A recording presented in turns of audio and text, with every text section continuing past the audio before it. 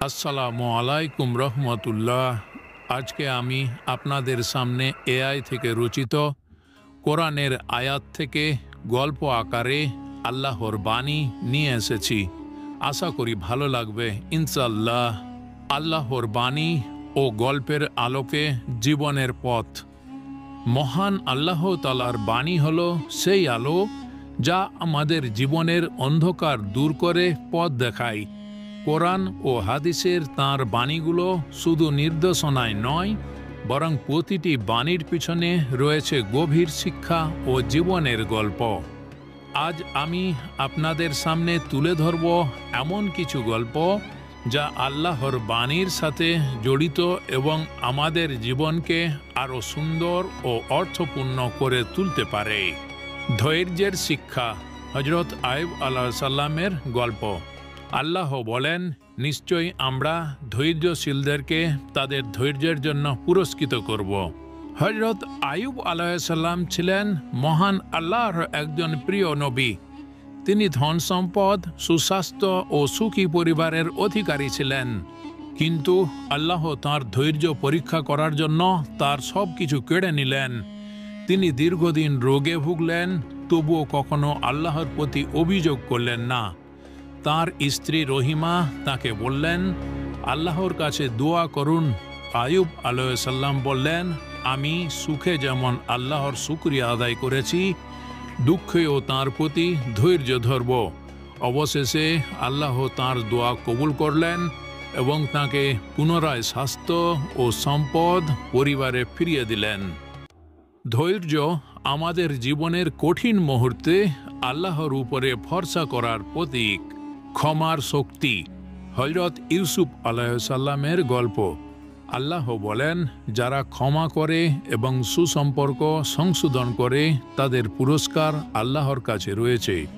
হযরত ইউসুফ আলাইহিস সালামের ভাইয়েরা তাকে হিংসা করে কূপে ফেলেছিলেন। তিনি কৃতদাস হয়ে মিশরে গেলেন, কারাগারে বন্দী ছিলেন, কিন্তু আল্লাহ তাকে মিশরের শাসক বানালেন।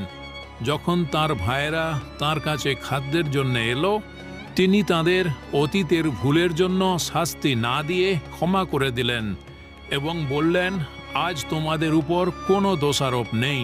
ক্ষমা করা একটি মহৎ গুণ যা সম্পর্ককে পুনরুজ্জীবিত করে। তাওয়াক্কুলের গুরুত্ব। হযরত মুসা আলাইহিস সালামের গল্প। আল্লাহ বলেন, যে আল্লাহর উপরে ভরসা করে তার জন্য আল্লাহই যথেষ্ট। হযরত মুসা আলাইহিস সালাম যখন ফেরাউনের সৈন্যদল থেকে পালাচ্ছিলেন, তখন তারা সমুদ্রের তীরে আটকে গেলেন।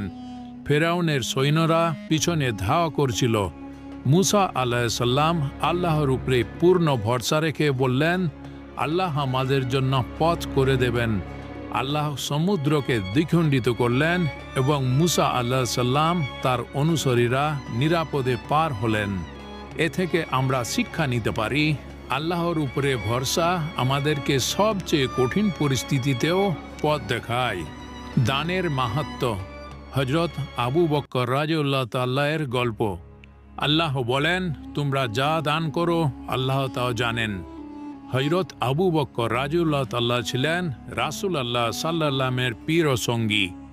একবার রাসূলুল্লাহ সাল্লাল্লাহু আলাইহি সাল্লাম সাহাবাদের আল্লাহর পথে দান করতে বললেন। আবু বকর রাদিয়াল্লাহু তাআলা তাঁর সমস্ত সম্পত্তি নিয়ে এলেন। রাসূলুল্লাহ সাল্লাল্লাহু আলাইহি সাল্লাম জিজ্ঞেস করলেন, তুমি বাড়িতে কি রেখে এলে? তিনি বললেন, আল্লাহ ও তাঁর রাসূলের ভালোবাসা। এ থেকে আমরা শিক্ষা নিতে পারি, দানের মাধ্যমে আমরা আল্লাহর নৈকট্য লাভ করি। 5 নাম্বার, সত্যের পথে অবিচল। হযরত ইব্রাহিম আলাইহিস সালামের গল্প। আল্লাহ বলেন, যারা সত্যের পথে অবিচল থাকে তাদের জন্য রয়েছে মহা পুরস্কার। হযরত ইব্রাহিম আলাইহিস সালাম যখন তার সম্প্রদায়ের মূর্তি পূজার বিরুদ্ধে কথা বললেন, তখন তাকে আগুনে নিক্ষেপ করা হলো, কিন্তু তিনি আল্লাহর উপরে ভরসা রাখলেন।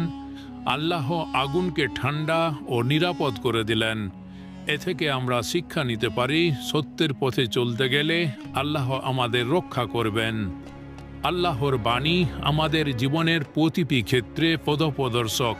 এই গল্পগুলো আমাদের শেখায় ধৈর্য, ক্ষমা, ভরসা, দানশীলতা ও সত্যের পথে অবিচল থাকার গুরুত্ব।